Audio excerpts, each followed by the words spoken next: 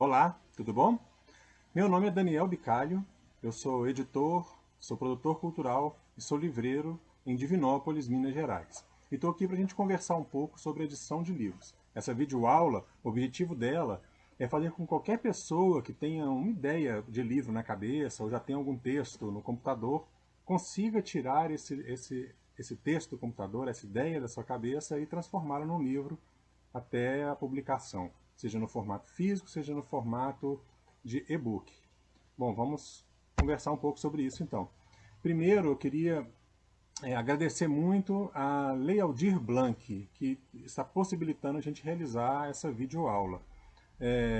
Eu agradeço em nome de todos os artistas e todo mundo que é envolvido na cadeia produtiva da economia criativa, essa oportunidade que a gente está tendo de trabalhar com a Lei Aldir Blanc e realizar nossos trabalhos em meio à pandemia. A gente foi muito prejudicado por causa das paralisações.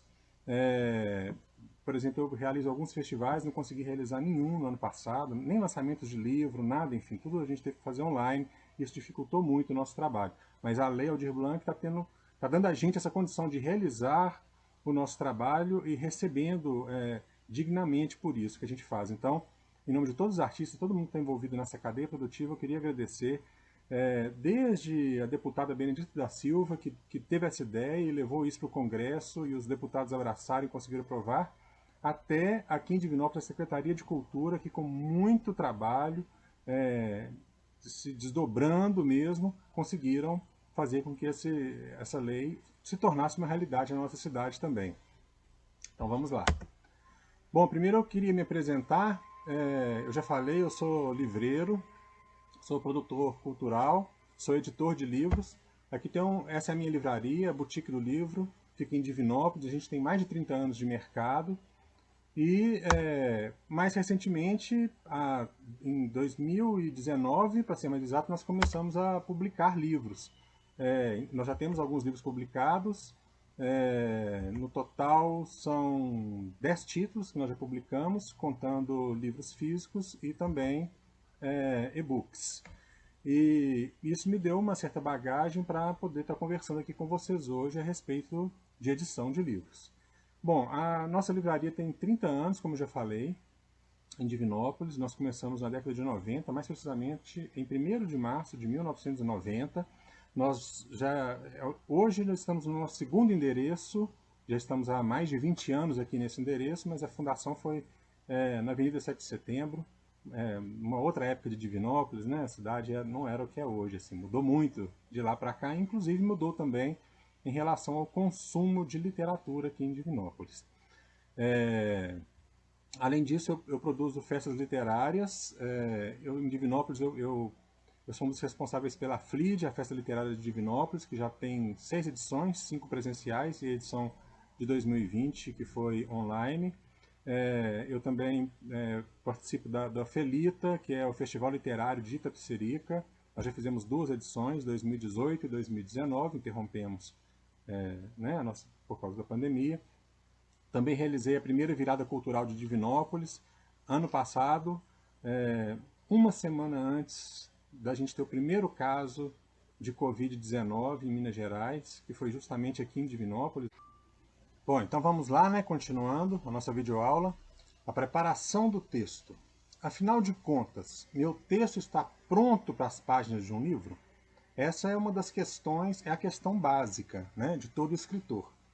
O escritor, seja quem for, tem o texto, igual eu falei antes, na cabeça, ou então já começou a desenvolver esse texto no papel ou no Word, que hoje é o mais comum, né? E daí? Esse texto está pronto para ir para as páginas de um livro? Funciona assim? Na verdade, não. Está muito enganado quem pensa que quando você pega um livro, esse livro é a representação exata da imaginação do autor. Não funciona assim. Existe uma série de pessoas envolvidas na produção desse livro, né? Então, passa na mão de diversos profissionais. A gente está falando desde os editores, os preparadores de texto, que é o que a gente vai ver agora nesse momento, mas passa também pelos revisores, passa pelos capistas, pelo pessoal do design, depois gráfica, até chegar no profissional que vai vender o livro, né? Ou seja, no livreiro, ou nos sites, ou em festas literárias, isso aí a gente vai ver mais na frente também. Mas a primeira parte, a primeira coisa que a gente tem que pensar é na preparação do texto. A preparação do texto seria uma das coisas mais importantes, porque é aquilo que vai transformar o seu texto em realmente um livro. Bom, o preparador de textos é aquela pessoa que vai ler o seu texto depois que você já leu. Então, quer dizer, você escreveu o texto, você leu o texto, você passou por uma pessoa da sua confiança ler, te deu uma opinião e tal. Então você resolve publicar aquele texto que você escreveu. Então aí entra o papel do preparador, né, de texto, que geralmente é um editor que vai pegar esse texto e vai fazer uma leitura, vamos pôr assim, uma leitura mais crítica, uma leitura mais técnica do seu texto.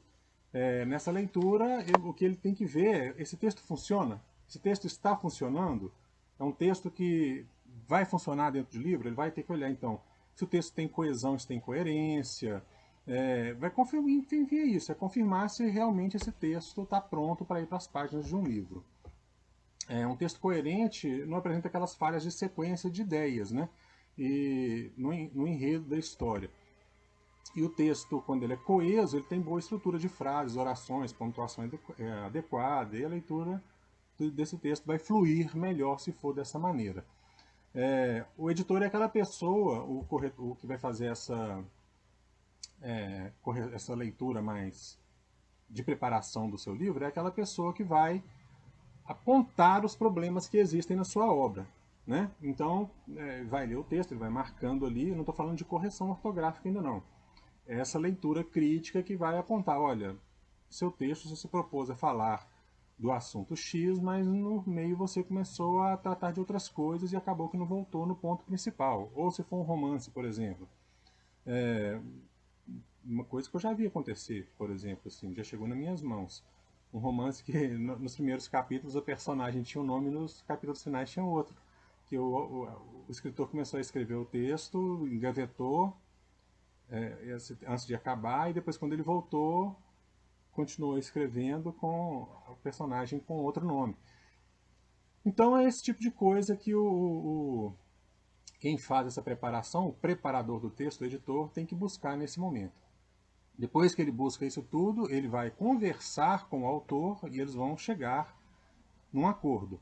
Olha, o seu texto precisa dessas alterações, ele vai propor as mudanças, né? Ele vai enxergar o problema e vai propor soluções para esse problema. E vai ser conversado com o autor vai ver se ele aceita ou não as propostas do editor. É claro, o dono do texto é o autor e ele tem todo o direito de aceitar ou não as propostas que o editor está fazendo. E depois que eles chegarem num acordo, aí sim, vamos ver, o livro vai ser publicado, precisa ser publicado, merece ser publicado ou não, acho que não está pronto ainda para ser publicado, você ainda pode mexer muito nesse texto, ou até, quem sabe, escrever um outro texto sobre um outro assunto, uma outra coisa, esse texto aqui não dá para publicar. Isso é resolvido nessa hora, nessa leitura crítica que o preparador de texto vai fazer, o editor vai fazer e vai conversar com o autor para eles chegarem nesse consenso. Vamos continuar falando mais um pouco sobre isso. Gente, então continuando aqui falar um pouco sobre o trabalho do preparador de texto, é importante também a gente salientar que o preparador tem que ser uma pessoa que conheça um pouco do que o autor está escrevendo, né? Somente se for um livro mais técnico, alguma coisa assim. Porque para ele justamente ver essa questão da lógica, da sequência de ideias e tal. Quando trata-se de um livro de ficção, né, um romance, uma literatura infantil, ou mesmo um livro de poesia, é muito importante que o editor seja uma pessoa que tenha costume de ler, para poder também ter esse parâmetro de como aquele texto vai funcionar, se ele realmente é um texto que está sendo agradável para ler. A gente tem que colocar na cabeça todo esse trabalho que que eu vou passar, o trabalho de todos esses profissionais que eu vou passar aqui para vocês, no passo a passo de realmente se criar um livro mais profissional, o objetivo final é fazer com que a leitura seja agradável, que a leitura do livro seja uma leitura mais agradável. Então, é muito importante que sejam pessoas que tenham familiaridade com o livro, né? Com leituras diversas, com vários autores, enfim, para que aquilo realmente se torne para que o trabalho dele realmente se torne importante e que acrescente ao trabalho que o autor já fez, que é justamente escrever a obra. Uma coisa importante falar é que varia muito de editora para editora o trabalho de preparação do texto. Tem editora que, na verdade, nem contrata esse tipo de trabalho. O editor não faz e também não contrata uma pessoa para preparar o texto. Então é onde a gente vê que muitos livros chegam nas livrarias, principalmente quando se trata de livro independente, com falhas grosseiras de coerência, de coesão, que torna a leitura complicada, torna a leitura difícil e muitas vezes o leitor acaba abandonando aquela obra no meio do caminho, que não é o objetivo de nenhuma editora e muito menos é o objetivo de nenhum escritor, né? Que a gente quer, quando a gente escreve, a gente quer que o leitor leia né, o livro inteiro e, enfim, aproveite daquela leitura da melhor maneira possível. Daí a importância dessa preparação do texto. A preparação do texto é o que diferencia um texto que você escreveu, o texto que está no seu computador, do texto que vai para o livro. É ela que transforma aquela ideia sua, aquele texto que você escreveu, que ajusta aquilo nos moldes de ser um texto que possa ser lido por uma pessoa num livro, num e-book, enfim, nessas plataformas que a gente tem hoje. É muito importante que a gente sempre tenha em mente isso. Esses profissionais que eu vou colocar aqui nesse mini curso, nessa videoaula, são todos muito importantes para que você consiga fazer seu livro com a qualidade que você deseja. Retirando do seu texto possíveis erros de estilística, repetições e erros como aquele que eu falei no começo dessa nossa conversa, né, desse capítulo de preparação do texto, como, por exemplo, a troca do nome da personagem.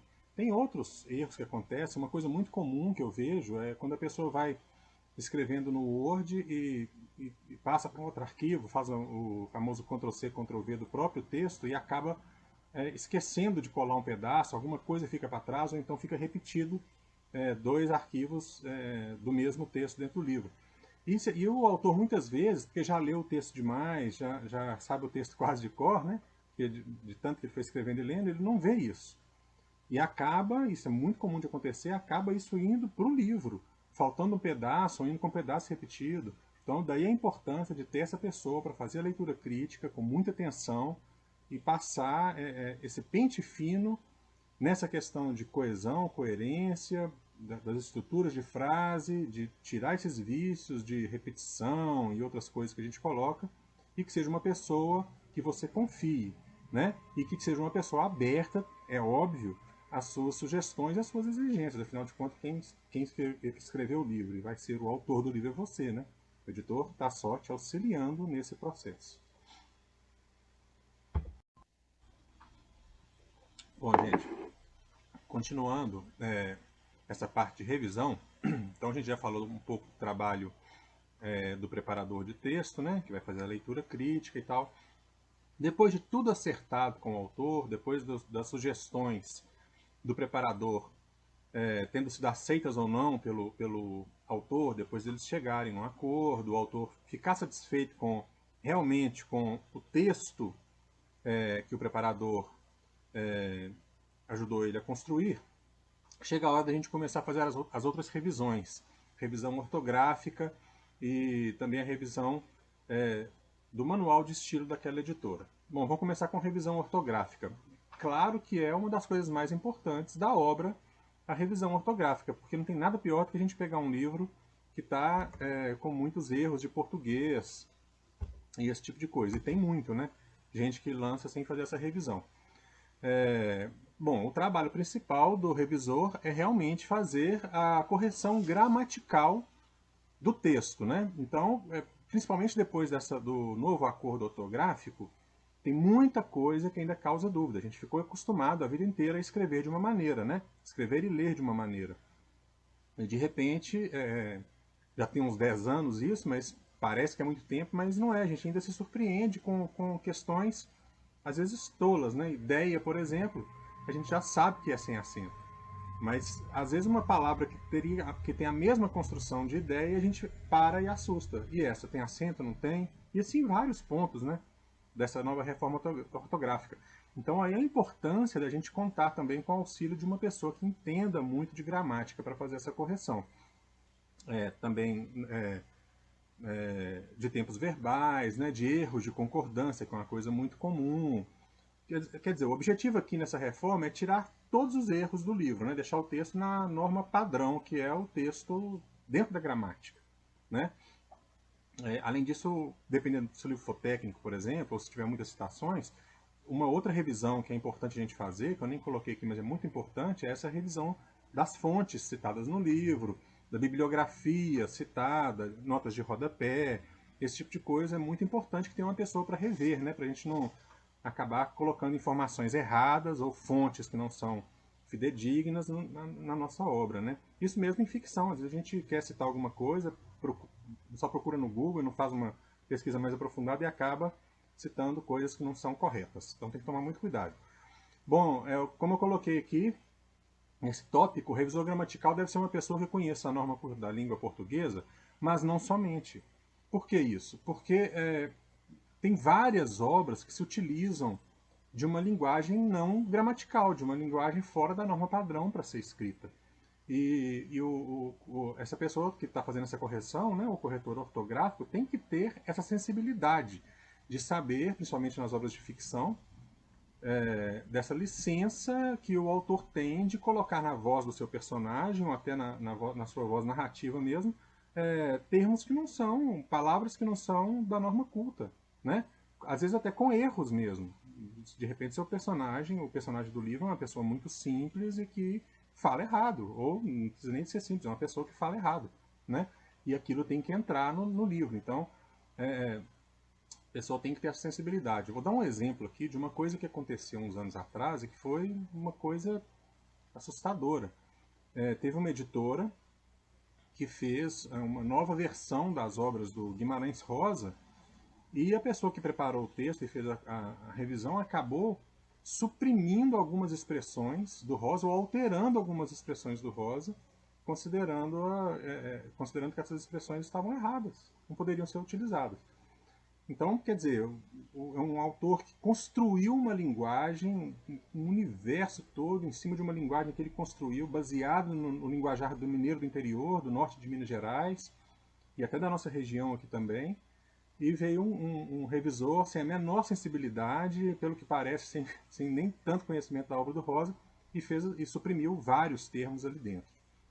Então, aí a importância da gente realmente fazer essa correção, mas ter uma pessoa que seja sensível, que conheça, né, um pouco de literatura, um pouco da obra, um pouco do autor, para não cometer esse tipo de erro, como foi esse absurdo com a obra do Guimarães Rosa. Hoje, esse erro já está corrigido, e que se a gente ler as obras atuais do Guimarães, as versões atuais, já está tudo como era originalmente.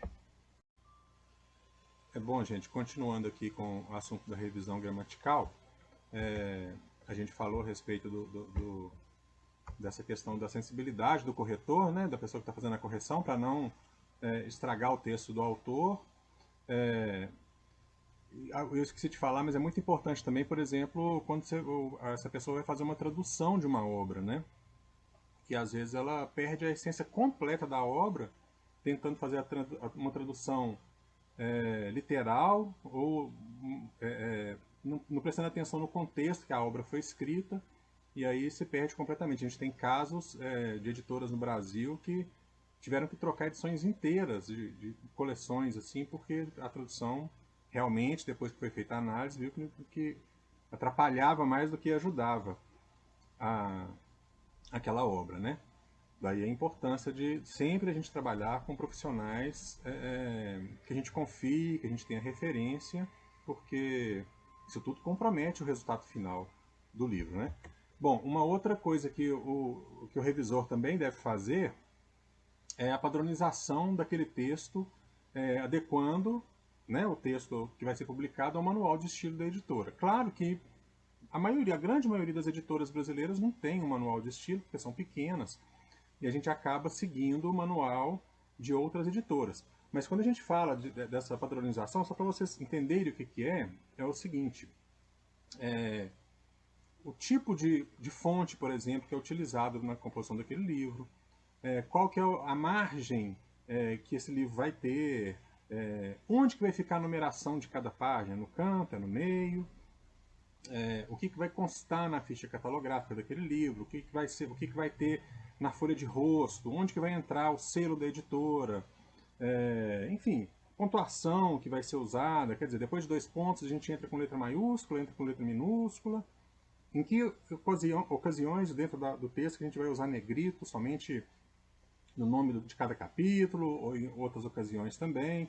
Enfim, esse tipo de coisa que parece que não é importante, mas padroniza a obra e as obras dentro de uma editora e deixa, como eu falei lá no começo da nossa conversa, né, a leitura mais fluida, que é o grande objetivo, deixa a leitura mais agradável. Quando você pega um livro que não tem padrão, às vezes você se perde dentro do livro.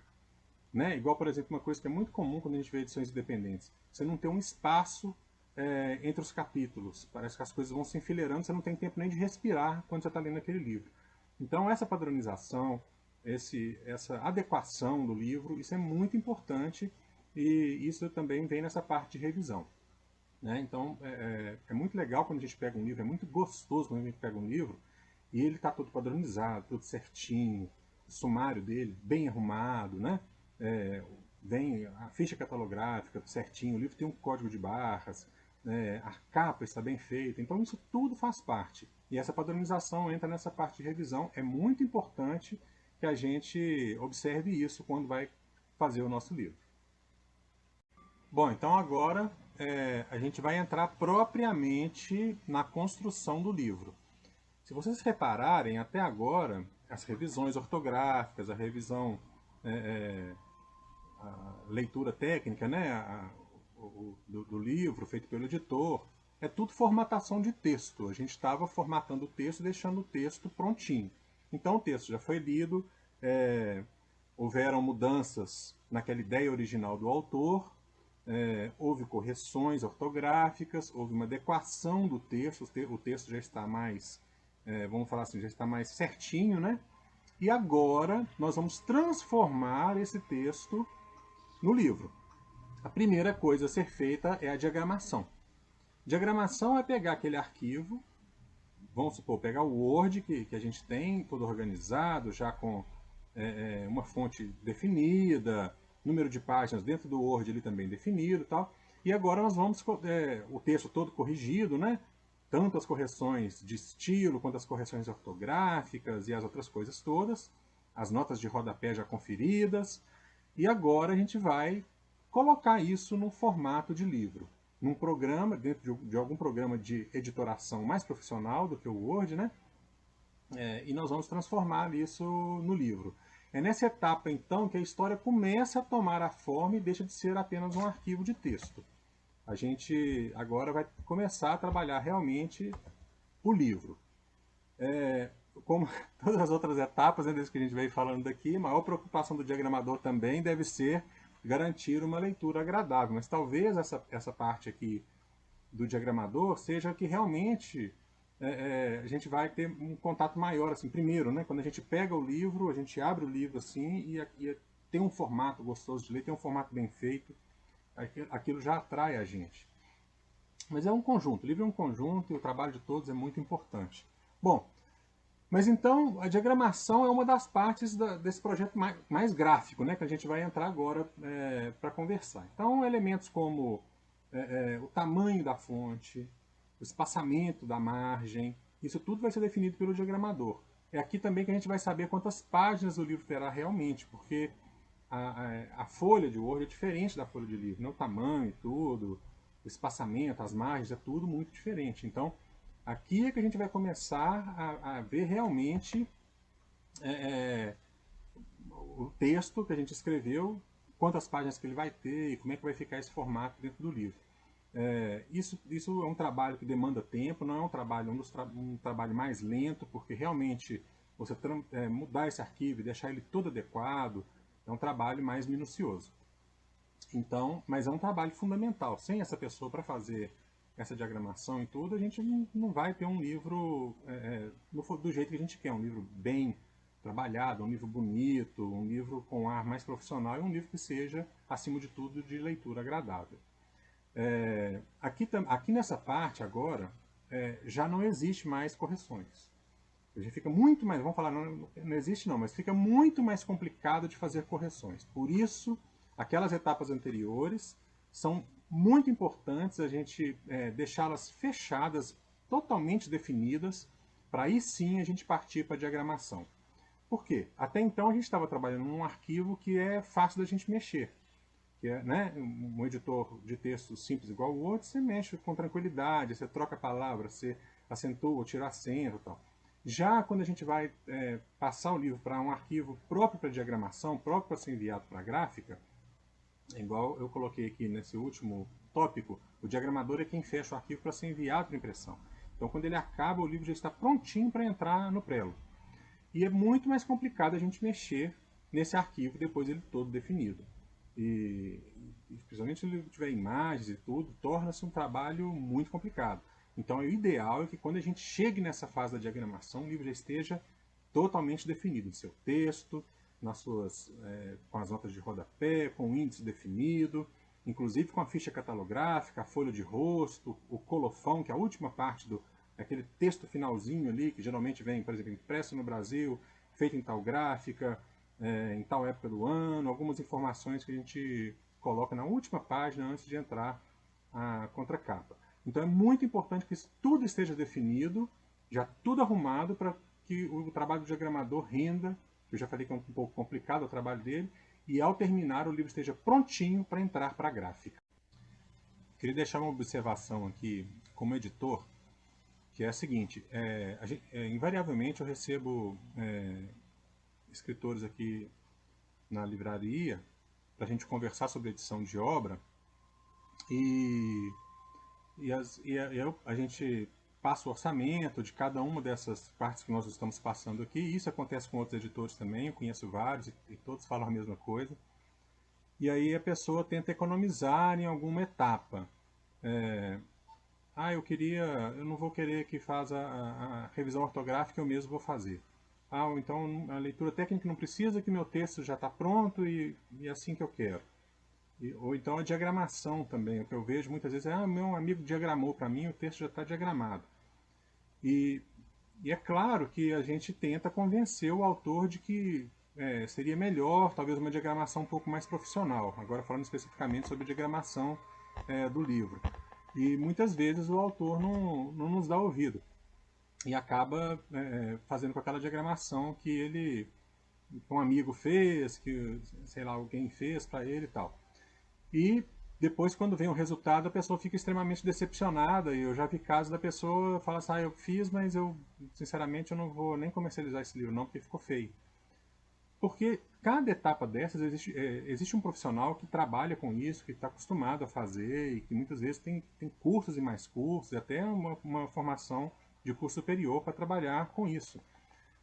Para conseguir dar esse resultado de um livro que seja realmente, como eu estou dizendo desde o começo, de agradável leitura.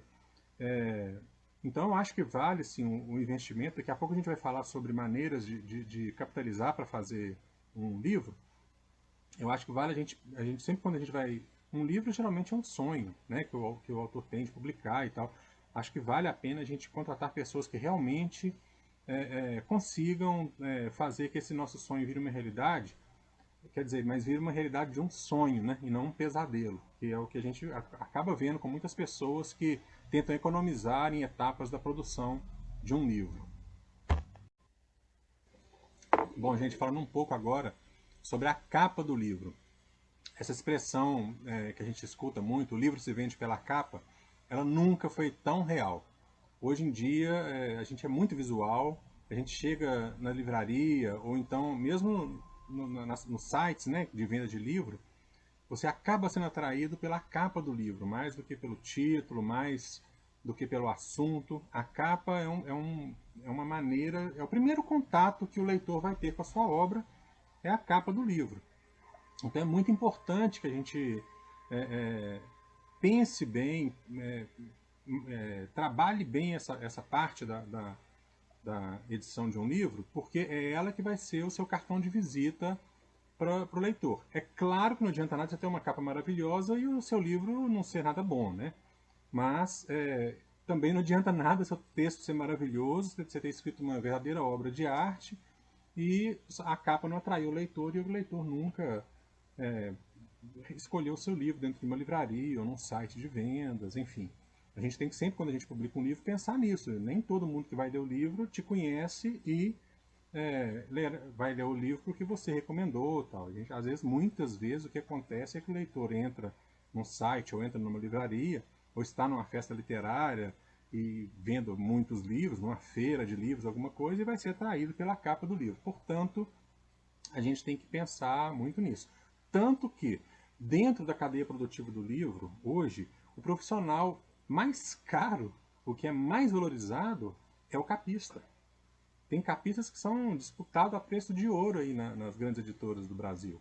Então é muito importante que a gente contrate um profissional, trabalhe com um profissional que realmente seja um bom designer de capa e que ele entenda realmente o que é a essência do nosso livro, o que é a essência do nosso texto e o que é a essência do autor, para que ele faça uma capa que realmente represente aquilo que você quer dizer e que vá atrair o leitor de uma maneira honesta, né? Mas que chame a atenção no meio dessa miríade de obras que a gente tem hoje. Quem entra na livraria hoje é uma coisa assombrosa, o tanto de obras, o tanto de assunto, e várias obras falando do mesmo assunto. É uma maneira do seu livro se destacar no meio daquilo tudo. Eu nem vou falar de sites, nossa, é uma infinidade de livros que a gente fica perdido para escolher. Bom, enfim. Então a capa é uma parte muito importante que a gente tem que prestar muita atenção também. Como todas as outras etapas, isso que a gente está falando aqui, né? Agora a gente vai ver as partes que formam a capa do livro, e isso é muito importante, porque uma coisa que eu vejo muito aqui quando o autor vem conversar comigo, é o autor chegar e falar assim, eu já tenho a capa pronta, e na verdade não tem nada. Vamos continuar conversando sobre isso. Bom, o que eu vejo muito aqui, quando chega alguém para conversar comigo, isso é muito comum, eu sei que em outras editoras também, já fui sócio de outra editora e conheço várias pessoas que trabalham com edição de livros, confecção de livros. É o autor chegar com a ideia de que já tem a capa pronta. Às vezes tem uma imagem, às vezes é um arquivo de Word com uma imagem que ele escolheu e o título ali escrito até na fonte Comic Sans, né? Enfim, que eu tenho essa capa, eu queria que isso fosse a capa do livro. Bom, capa do livro é muito mais do que isso.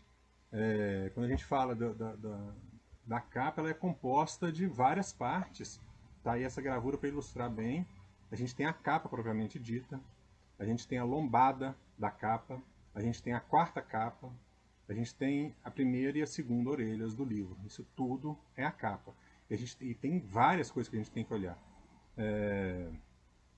Por exemplo, a lombada. A lombada depende, mesmo que você tenha um livro padronizado, 14 por 21, por exemplo, que é um formato muito comum de livro, a lombada varia de acordo com a quantidade de páginas que o seu livro vai ter. Né? E isso o capista tem que trabalhar para que a coisa saia direitinho, senão fica aquela lombada entrando para a contracapa, ou entrando para a capa, ou faltando ali porque a lombada ficou mais fina ou maior do que deveria ficar. Além daquela imagem que o autor quer na capa, que muitas vezes não vai encaixar, precisa de ser trabalhada pelo capista, para que ganhe uma unidade junto com o título, junto com o nome do autor, junto com o selo da editora, junto com o subtítulo, enfim. A gente precisa de pensar no texto que vai entrar, por exemplo, de apresentação na orelha do livro, né? Na orelha da capa, por exemplo, na primeira orelha. É legal que tenha uma apresentação do livro, ou até mesmo um pequeno trecho do livro, para o leitor que pegar esse livro poder ter alguma informação a mais sobre esse livro que está nas mãos dele. Né? Da mesma maneira, na orelha da contracapa, na segunda orelha, é importante que tenha, por exemplo, uma foto do autor, uma breve biografia do autor. Óbvio que tem autores que não... Isso aqui, gente, que eu estou dando é uma ideia padrão. É claro que tem autores que não querem que coloque foto, não quero que coloque minha biografia, coloca só outra coisa, tal, mas eu estou querendo mostrar aqui o tanto de informação que a gente deve ter. Na quarta capa, a gente precisa de ter também um texto falando sobre a obra, ou às vezes um trecho da obra também. Eu gosto muito de colocar um trecho chamativo da obra na quarta capa. Eu acho que é bacana a gente conseguir chamar o leitor com o próprio texto que está naquele livro. Eu acho isso bem interessante. Mas cabem outras coisas. Além da gente ter que colocar, por exemplo, o código de barras na contracapa também. Daqui a pouco a gente vai falar sobre o código de barras e outros documentos de identidade do livro. Mas então tá aí para vocês verem que às vezes a capa não é só uma ilustração com título, ela entra um monte de coisa nela, sem contar que a parte de dentro da capa muitas vezes é usada graficamente também pelo capista ou pelo diagramador para alguma outra coisa. Mais informações, cores, né? Isso é muito utilizado, grafismos ali dentro para dar um visual melhor na obra. Vamos já continuar nosso assunto tratando agora sobre as identidades do livro. Mas o que eu queria passar da capa é isso, e é muito importante que a gente tenha um profissional gabaritado para nos ajudar nisso aí. Essa é uma outra parte muito importante e que muitas vezes autores, os escritores independentes acabam deixando de lado. Eu chamo isso dos documentos de identidade do livro, o ISBN, o código de barras e a ficha catalográfica. O ISBN é um número de 13 dígitos que é realmente a identidade do livro. Nesses números você consegue distinguir ali qual país que a obra foi feita, qual é o assunto, traz ainda informações sobre o autor, sobre a editora, a cidade que o livro foi publicado. E esse é um número universal. Quer dizer, em qualquer país do mundo, só existe um ISBN para cada livro. Não se repetem. Então, em qualquer lugar que você tiver, que o seu livro chegar, ele vai conseguir ser catalogado, colocado numa livraria virtual, num site, né, de vendas e até mesmo em bibliotecas, através desse número de ISBN. É muito importante que a gente faça, quando a gente fizer um livro, a gente faça com essa responsabilidade de fazer os cadastros gerais da identidade do livro. No Brasil hoje, quem é responsável pelo ISBN é a Câmara Brasileira do Livro. No site deles você consegue entrar, se cadastrar, caso você queira fazer o livro de maneira independente, cadastre-se lá, e aí você vai conseguir entrar na página do ISBN e lá, respondendo as perguntas todas que tem sobre o seu livro, sobre a sua obra, sobre o autor, a sua documentação, pedem um resumo, pedem até o arquivo do livro, se você quiser, você consegue tirar o ISBN para o seu livro, depois chega para você o número direitinho, para você poder identificar o seu livro, né? Dar um CPF, uma carteira de identidade para o seu livro. É muito importante que a gente faça isso. O código de barras nada mais é do que a representação do número de ISBN nessas barras, para poder ler com um leitor de código de barras, igual esse supermercado, né? E todas as lojas têm, para facilitar o trabalho, em vez de ter que ficar digitando os números e tal, a gente faça o código de barra. E muito importante, gente, aqui vou deixar um apelo de livreiro aqui. Não estou nem falando como editor não, que como editor eu já fiz isso várias vezes, mas como livreiro é muito ruim quando a gente pega um código de barras que não é igual esse aqui, ó, preto no branco. Porque o leitor não lê de jeito nenhum e se acaba muitas vezes se complicando ali com códigos de barras de vermelho, ou vermelho no verde, ou ao contrário, as barras brancas e o fundo preto, é terrível. Então, é legal você reservar um pedacinho no seu livro, colocar o código de barras bem direitinho, nessa formatação aí, preto e branco, para que a gente consiga, quando o livro chegar numa livraria, ou em feiras literárias, ou mesmo para venda em sites assim, facilite o trabalho, porque é uma parceria, né? Você escreveu o livro, mas tem alguém que vai vender, então é muito importante. Então aqui, esse que eu coloquei aqui é um código de barra já bem contemporâneo, mas esse ainda não foi feito pela Câmara Brasileira do Livro não, da Câmara Brasileira do Livro, do lado, aqui bem em cima do número 9, do primeiro número 9 aqui, vem o símbolo CBL, Câmara Brasileira do Livro, mas basicamente é isso aí. Então eu tenho esse número, cada número aí significa uma coisa, que eu sei que esse 85 depois do 978 significa que o livro é brasileiro e foi feito no Brasil. Eu acho que até coloquei aqui, deixa eu ver. Aí, é esse livro. Ó. Porque esse código eu peguei ele por acaso no Google. Depois eu tive a curiosidade de jogar aqui na minha livraria para ver se tinha, e realmente tinha esse livro aí, Casos Difíceis em Psiquiatria. Foi uma coincidência. Eu peguei um código, depois eu fiquei curioso para ver qual livro que era, que eu estava usando o código de barras aqui. Mas enfim, é isso. E agora a gente vai falar um pouquinho sobre ficha catalográfica, que também é muito importante. Bom, gente, para encerrar então essa parte sobre os documentos de identidade do livro, a gente vai falar um pouquinho sobre a ficha catalográfica. Ela é uma ficha que contém as informações bibliográficas necessárias para identificar e localizar um livro dentro do acervo de uma biblioteca, por exemplo. Em geral, essa ficha contém uma descrição bibliográfica, não é necessário, às vezes só o assunto do livro já basta. Um ponto, aí eu, aliás, por exemplo, nos meus eu gosto de colocar o assunto em vez de uma descrição bibliográfica mais extensa, assim. Assunto: literatura brasileira, romance, literatura brasileira crônica, conto, poesia brasileira, enfim. Ela também tem um número, né, de chamada dela, e que facilita a localização do livro dentro desses grandes acervos de biblioteca. E ela é muito importante também, nela consta o ano de publicação do livro, o nome das pessoas que colaboraram. Então, por exemplo, vai ter o nome do autor, tem o nome do ilustrador. Enfim, ela é um documento de identidade que não é tão amplo igual o ISBN, mas que traz informações rápidas ali na hora para você ler. Aqui na minha livraria, por exemplo, a gente separa os livros nas prateleiras de acordo com a descrição da ficha catalográfica. Se é literatura, se é autoajuda, se é, enfim, história, filosofia, e se é brasileiro, se não é brasileiro, de qual país é. Então uma identidade muito importante que tem que ser feita também. E a ficha ela é feita por bibliotecários. Então, apesar no site da CBL, por exemplo, a gente também consegue fazer a ficha catalográfica, eles têm bibliotecários lá, mas aqui em Divinópolis, por exemplo, nós temos uma biblioteca pública com várias bibliotecárias que podem fazer essa ficha catalográfica. Então é um documento importantíssimo que a gente tem que ter junto com o ISBN e junto com o código de barras. Não é legal? Bom, essa é a parte final da composição do livro, né? É a impressão. Quer dizer, depois do livro ter passado por todas as etapas que a gente falou, né? Desde a preparação do texto, as correções, depois a diagramação, a confecção da capa de maneira adequada e você adquirindo as identidades do livro, né? O ISBN, o código e a ficha catalográfica, isso tudo montado, é hora da gente levar para a gráfica. E aí, nessa hora não tem jeito, gente, é orçamento, né? É claro que, por exemplo, dentro da minha editora, eu trabalho com uma gráfica que sempre que a gente já tem um acordo, então eu consigo um preço bem bacana, eu estou sempre mandando livros para lá.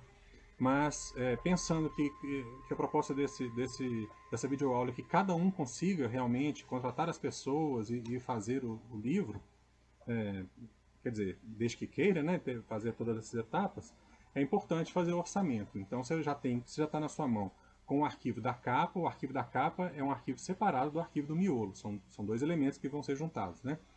Então, de posse disso, você vai entrar em contato com a gráfica e então vocês vão decidir a tiragem. Muito importante essa questão da tiragem, porque quanto mais livros você fizer, menor é o custo unitário de cada livro e maior é o valor do montante, é claro, né?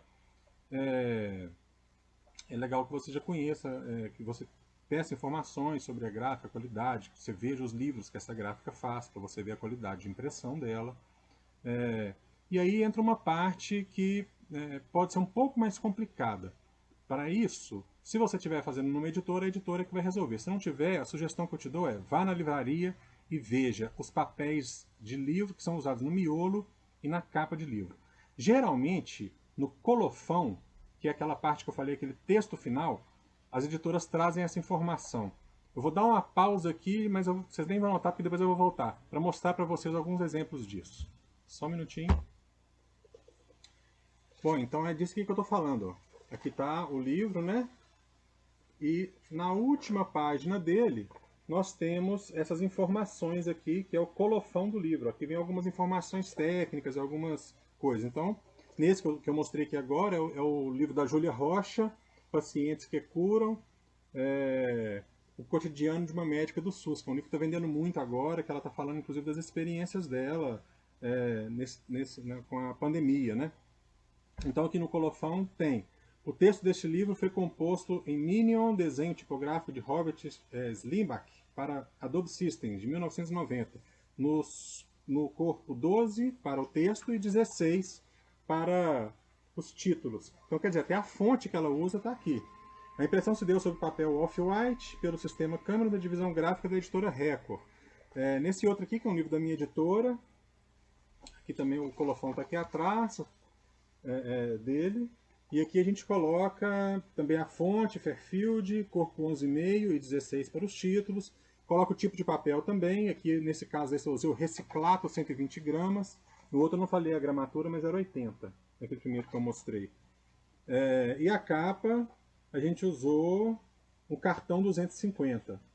Então, quer dizer, os livros trazem essa informação que é muito legal para você já chegar na gráfica sabendo o tipo de papel que você quer para o miolo, o tipo de papel que você quer para a capa.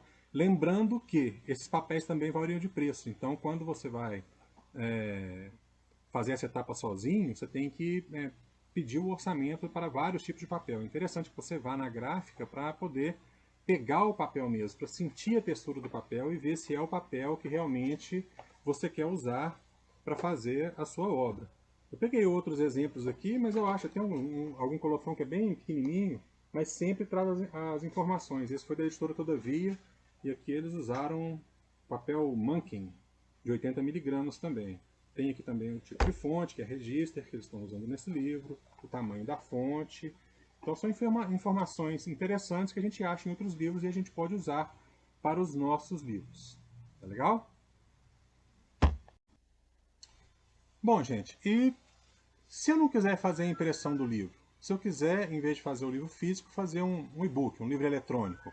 Bom, a gente vai dispensar aquela última etapa que a gente conversou, que é a da gráfica. Quer dizer, você fazer todas as outras etapas é muito importante que sejam feitas, né? Mas você não vai ter a gráfica. O e-book, enfim, é um arquivo, né? Que você vai poder vender também através das plataformas que existem. Você pode, inclusive, fazer a sua distribuição também, né? Vendendo através das suas redes sociais, por exemplo, disponibilizando o link para quem quiser comprar de você o seu arquivo e-book. Lembrando, gente, que PDF não é e-book. A gente às vezes vê muita gente também já chega na editora e fala: eu tenho um e-book que eu publiquei e tal. Aí fala: então, deixa eu dar uma olhada. Aí vem um arquivo de PDF. Não, não é. Quem já viu um e-book sabe que ele é um outro arquivo. Geralmente o mais utilizado é o EPUB, né? É o arquivo que é utilizado para fazer. E ele tem uma série de vantagens que o PDF não tem, nem o livro de papel também não tem, né? Que é aquela interatividade, que você consegue aumentar o tamanho da letra, consegue...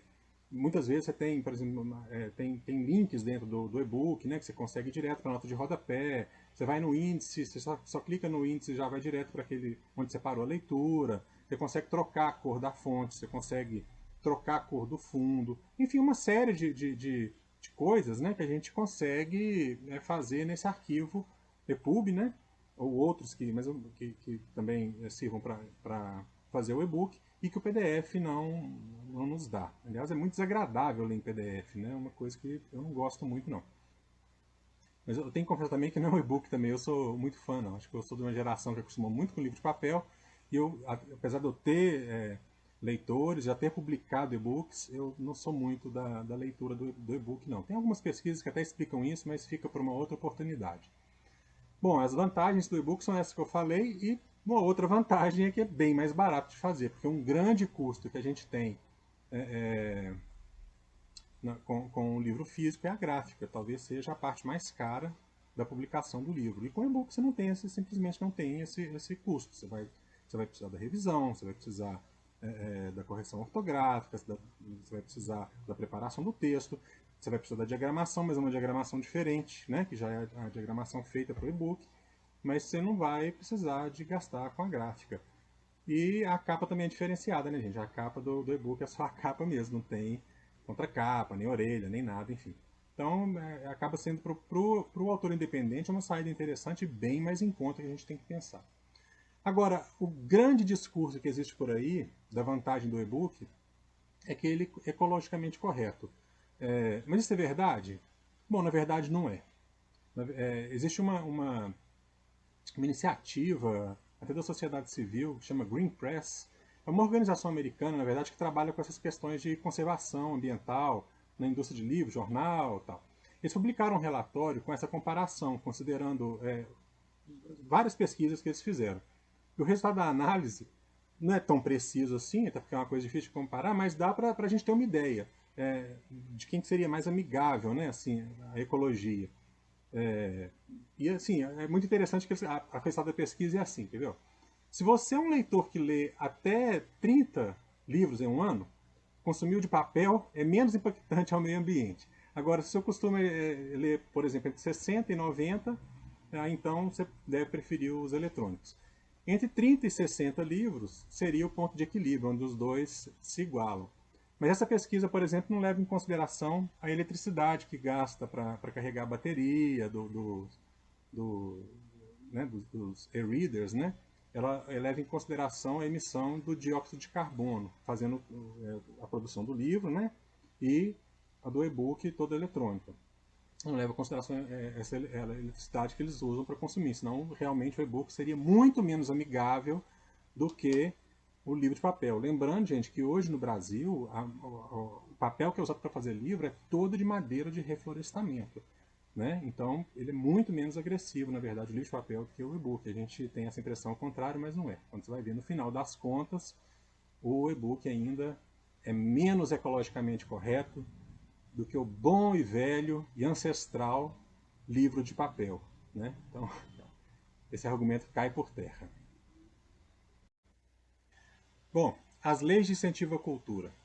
Existem no nosso país várias leis estaduais, municipais, a lei federal de incentivo à cultura, que permitem qualquer cidadão se inscrever no seu CPF e pleitear junto a empresas ou junto até a sociedade civil esse incentivo ao seu projeto. Então, você pode, por exemplo, criar um projeto do seu livro. É claro que existe todo um formato que você tem que fazer, isso daria uma outra aula, mas é uma coisa que vocês podem dar uma pesquisada, ou depois se quiserem entrar em contato comigo, eu vou deixar no final os meus contatos também, eu posso explicar. Mas a partir desse projeto, e se for aprovado, por exemplo, vamos pensar aqui no caso da lei federal, Incentivo à Cultura. Você faz um projeto, na verdade você vai contratar uma pessoa para te ajudar nesse processo, e esse projeto vai para a Secretaria Especial de Cultura e vai ser aprovado ou não. Você tem os jeitos de corrigir para que o seu projeto seja aprovado. E a partir que ele for aprovado, você tem a condição de pleitear junto a empresas ou até mesmo a sociedade civil que paga o imposto de renda, que uma parcela desse imposto devido seja revertido para o seu projeto. E aí, a partir disso, você vai conseguir desenvolver o seu projeto com esse dinheiro da lei de incentivo. Muitos livros são publicados assim. Não é tão simples igual eu falei aqui, por isso que eu acho que mas existem pessoas que trabalham com isso para desenvolver esses projetos e tudo. Mas muitos livros são publicados assim e muitos livros de autores independentes. Então, é uma coisa que é possível sim. Esse projeto que eu estou fazendo aqui agora, conversando com vocês, ele foi aprovado na Lei Aldir Blanc de Emergência Cultural 2020. Também é dessa maneira. Eu fiz um projeto, desenvolvi, apresentei, fui aprovado, recebi o dinheiro e estou realizando o projeto aqui. Acho que vale muito a pena a gente pensar sobre isso. Bom, e a última parte da nossa conversa é onde vender o meu livro. Depois de tudo pronto, a gente quer colocar o livro para o consumidor final, que é o leitor. Eu já coloquei aqui os temas, a gente vende através de contato com livrarias da nossa cidade, outras livrarias que a gente conheça, a gente vai entrar em contato com essas livrarias, eles vão cobrar uma comissão, então é importante a gente definir bem o preço do nosso livro, e esse livro vai ficar exposto, vai ser vendido lá.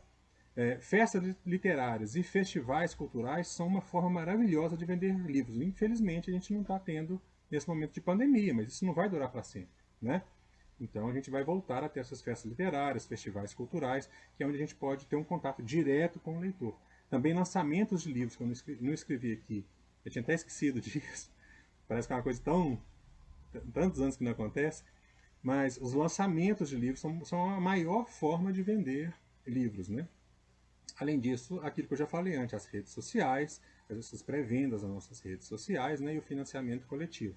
E os marketplaces, que são essas livrarias da internet. A gente consegue também, qualquer pessoa que tem um livro, pessoa física, você vai se cadastrar como um vendedor do marketplace, de N sites que existem aí, por exemplo, Mercado Livre, Amazon, estante virtual, e você vai se cadastrar, eles também vão cobrar uma comissão, que não é leve, e ali você vai expor o seu livro, você vai conseguir colocar lá a imagem do seu livro ou do seu e-book, né? E fazer essa venda através desses marketplaces, que é o que está mais acontecendo agora durante a pandemia. Existem vários vídeos que a gente consegue ver como colocar os nossos livros no marketplace, mas o que é importante você saber aqui é que isso é possível sim para você, que vai escrever o seu livro, vai lançar de maneira independente, e você vai conseguir, desde que siga esses passo a passo, seu livro seja um livro que tenha toda essa formatação que a gente mostrou aqui no curso, não é complicado você colocar para vender nos marketplaces, tá bom? E esse contato com a livraria, as festas literárias, as redes sociais também, isso é muito importante. Qualquer autor, de qualquer editora, mesmo que você seja de uma editora grande, é muito importante que o autor mantenha esse contato com as livrarias, com os vendedores de livros, nos festivais literários, nos festivais culturais e nas suas redes sociais. Hoje o trabalho do autor não acaba quando ele escreve o livro e não acaba quando o livro é publicado. Ele continua para que esse livro fique vivo e que ele consiga atingir o seu leitor, o seu consumidor final, o leitor do seu livro. Isso não para mais.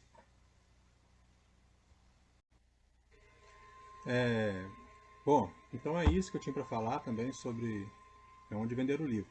Aqui eu coloquei uma imagem da Festa Literária de Divinópolis, essa edição, se não me engano, foi 2016, ela é realizada sempre, todas as edições foram realizadas no Teatro Gravatá, a gente utilizava a parte de fora, e essas tendas que estão aqui, que vocês estão vendo aí perto da torre, né? As tendas eram com exposição de livros e com bate-papo com autores. Então a gente abria, isso as festas literárias costumam fazer.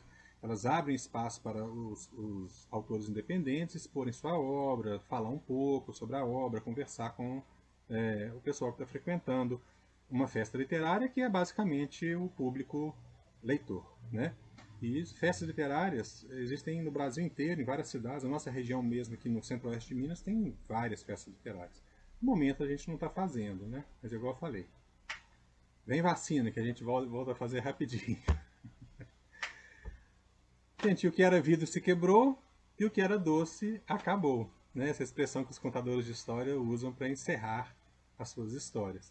Era isso que eu tinha para falar. Espero que tenha sido útil, espero que tenha dado uma luz para quem quer publicar o livro e não sabia como dar os primeiros passos. Eu dei aqui um passo a passo do que é a publicação de livro. É claro que a gente fica com muitas dúvidas ainda, não foi uma coisa detalhada, foi uma videoaula rápida sobre o que é e como se faz a publicação de um livro. Mas eu deixei aqui os meus contatos são da minha livraria.